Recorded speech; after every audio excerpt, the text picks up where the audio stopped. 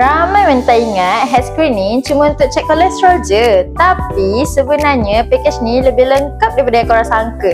And sekarang korang akan dapat HPV DNA and pap smear secara percuma. Pap smear membantu mengesan perubahan awal pada pangkal rahim sebelum ia berkembang menjadi kanser cervix. HPV DNA pula untuk mengesan virus HPV yang berisiko tinggi yang boleh menyebabkan kanser cervix juga. Sebab itulah pengesanan awal sangat penting untuk semua wanita. Tapi itu bukan satu-satunya pemeriksaan yang korang akan dapat. Package ni turut termasuk breast examination untuk cek ketulan di payudara.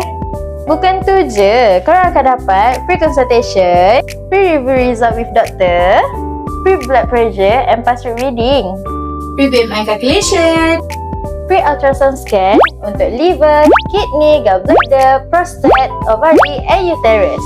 Last sekali, korang akan dapat free ECG.